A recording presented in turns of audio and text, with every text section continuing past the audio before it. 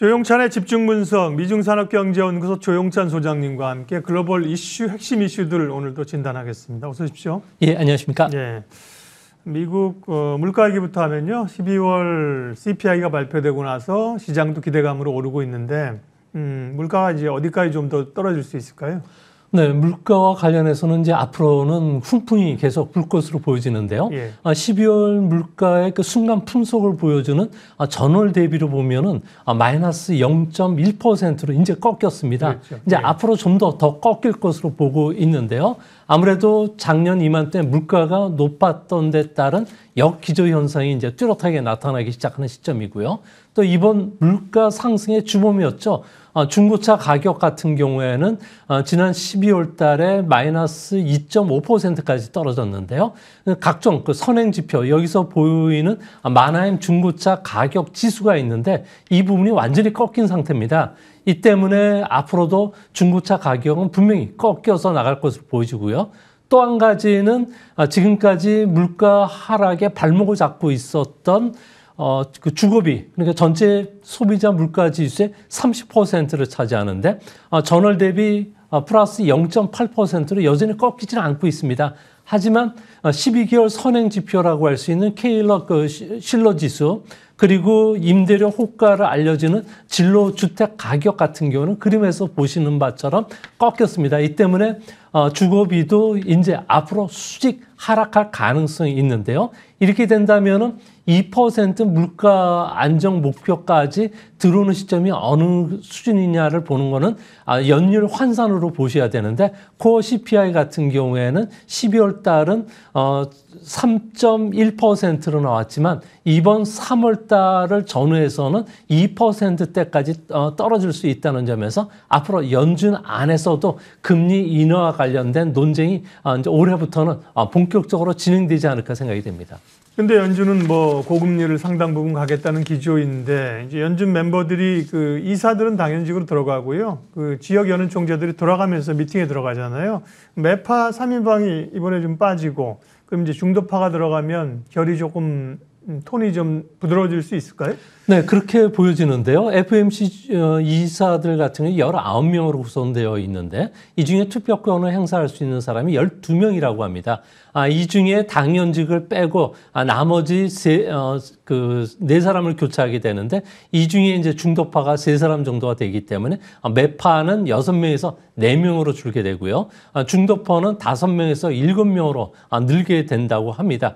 이렇게 된다면은 이번 2월 달 회의 때부터 금리와 관련된 논쟁들이 붙을 것으로 보여지는데요. 하지만 제롬 파월 의장 같은 경우에는 이번 그 물가 상승 초기에 대응을 못했기 때문에 물가만이라도 확실히 잡겠다는 의지가 상당히 강하다고 합니다. 이 때문에 금융시장이 너무 이른 시점에 금리 인하를 확정적으로 받아들인다면은 장기 금리 하락뿐만 아니라 주가 상승에 따라서 금융 긴축 효과가 사라질 것을 상당히 두려워하고 있다고 합니다. 하지만 시장은 늑대 소년이 됐던 파월 의장에 대한 그 이야기를 듣는 것보다는 아무래도 그 금리 인하와 관련된 시장의 판단은 더 믿고 있기 때문에 앞으로 금리 인하와 관련해서는 올해 중에 단행되는 것은 기정사실로 받아들일 것으로 생각이 됩니다. 네, 매파 중에 매파. 제임스 블러드도 이번에 이제 투표권을 이제 잃는군요. 네.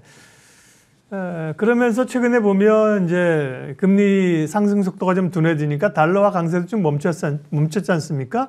달러화는 좀 약세로 가는 거지. 반대로 보면 아시아 통화라든지 뭐 금가 또 비트코인 값도 보면 강하게 올랐거든요. 자산시장의 그 강도 좀 체크해 주십시오. 네, 아무래도 이번에 1월 달부터 연준 안에서도 새로운 변화가 일어나게 되는데요. 네. 포스틱 애슬랜트 연은 총재라든지 박힌 그 리치먼드 연은 총재 같은 경우에도 경기와 관련해서는 금리 인상이 가져올 경기 오버킬 현상에 대해서 분명히 경고를 하고 있는 상황입니다. 이제 터미널 레이터 금리 인상 중단 지점이 5% 금리로 끝날 것으로 보여지기 때문에 4분기부터는 금리 인하를 시장이 받아들이고 있는데요.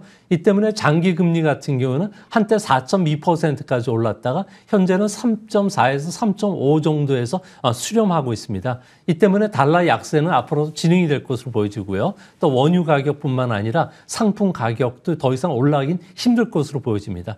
이 때문에 신흥국 통화 쪽으로 자금들이 빠르게 유입이 되고 있고요. 금과 같은 경기 침체기에 안전 자산 쪽으로 자금들이 상당히 빠르게 유입이 되고 있다고 합니다.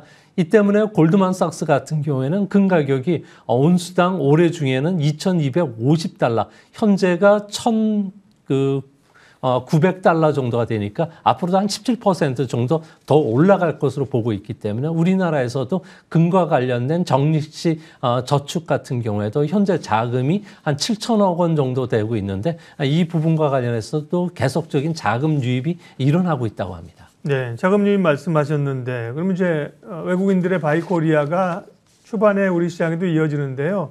아시아 전체적으로 그러면 외국인들 자금이 좀 들어오는 건가요? 네, 그렇습니다. 아시아 시장 중에서도 홍콩 시장 그리고 중국 시장, 우리 시장의 자금 유입이 빨라지고 있는데요. 네. 이 때문에 코스피 같은 경우는 새해 들어서 6% 상승했고요. 홍콩 항생지수 같은 경우는 9%, 그리고 상하이 종합주가지수도 4% 상승을 했습니다. 아무래도 외국인들 같은 경우에는 우리 시장에 무려 새해 들어서 3조 3천억 원 정도를 순매수를 하고 있는데요. 대부분 반도체, 그리고 자동차, 그리고 금융주로 구성이 되고 있습니다. 아무래도 경기 회복 시 실적 회복 모멘텀이 상당히 강하다는 거고요. 또 한 가지는 외국인들이 봤을 경우에 우리나라는 제조업이 전체 시가총액에 차지하는 비중이 69%로 상당히 높습니다. 제조업이 높다는 것은 반도체와 관련된 부분에서 경기 회복이 찾아왔을 경우에 강한 반등이 예상이 되고요. 중국 같은 경우에도 3월 달부터 경기 정상화에 들어가면서 생산 활동이 정상화되는데 반도체 수요가 지금 재고가 부족한 상황이라고 합니다. 현재 우리나라 같은 경우에는 반도체 출하 재고 밸런스가 4분기가 바닥이고요. 또 매출은 올해 상반기 중에 바닥이 찾아올 것으로 보여진다는 점에서 한국에 대한 투자 매력을 상당히 높일 것으로 보여집니다. 네, 중국 얘기하겠습니다. 어제 중국의 성장률이 발표됐는데요. 4분기 성장률만 보면 시장 기대치보다 좋았다. 그래서 좋은가 생각했더니만 이제 연간으로 보면 근래 최악이었다. 이러면서 전체적으로는 좀 부정적인 영향을 줬거든요. 그 4분기 성장률 체크해 주시고요. 향후 전망은 어떤지요?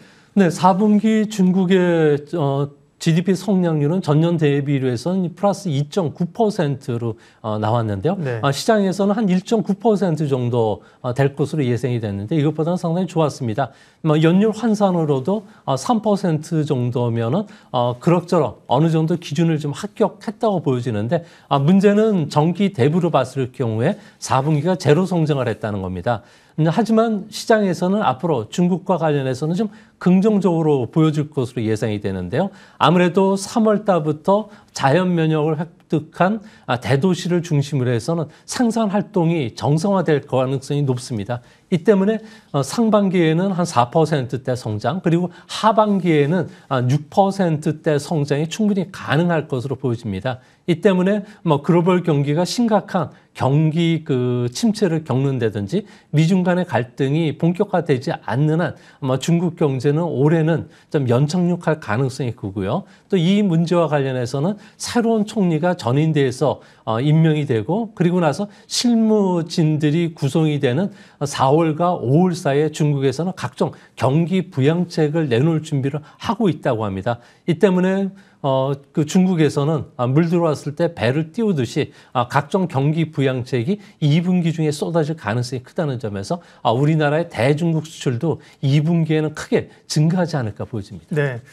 오늘 BOJ 통화정책 결과 발표되는데요. 이틀간의 회의. 지금 얘기가 좀 들어오고 있는 모양인데요. 네. YCC 정책 유지한다. 예금금리 마이너스 1.0%로 동결. 금리를 올릴 단계는 아니고요. 이거 이제 알고 있는 상황인데 사실 미세 조정이 좀 있었던 거잖아요. 채권금리 움직이나 표면적으로는 큰 변화 없이 수익률을 통제하는 일드 커브 컨트롤 YCC 간다. 이렇게 얘기를 좀 해서 지난번 회의보다는 좀 충격을 좀 줄이고 가는 것 같습니다. 일본 증시가 뭐 그걸 얘기해 주면서요. 0.6% 상승입니다. 아침부터요.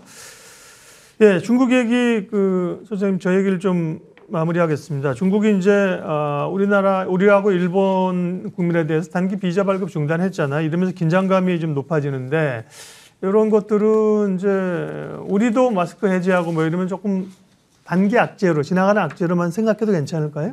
네, 그럴 가능성이 상당히 높지 않나 보여지고요. 현재 중국 같은 경우에는 아무래도 우리나라하고 일본이 뭐 각종 방역 규제를 강화한 데 따른 뭐 전략 외교 차원에서 한국에 대해서 계속 규제를 하고 있는데요. 하지만 내부적으로는 현지에 있는 기업인들에 대해서는 연장 비자를 원활하게 좀 발급해주고 있다는 점에서 우리가 중국이 자연 면역을 획득한 2월 이후부터는 규제를 완화시킬 것으로 보여진다는 점에서 양국 간의 갈등 관계는 아마 2월 말에서 3월 초에는 다 해소가 되고 중국 경제가 본격적으로 정상화되는 2분기부터는 경제 활동과 관련해서는 아무 규제가 없지 않을까 생각이 됩니다. 네. 네, 조영찬 소장님과 미국과 중국의 핵심 이슈들 오늘도 집중 분석했습니다. 미중산업경제연구소 조영찬 소장님 함께했습니다. 고맙습니다. 예, 지수는 여전히 조금 약세입니다. 이틀째 조정 양상이죠. 어제에 이어서 오늘까지 14포인트가량 하락해서 가고 있고요. 코스닥은 2포인트 오름세로 진행이 됩니다. 이슈앤뷰 오늘 순서는 여기까지 하겠습니다. 함께해 주셔서 고맙습니다.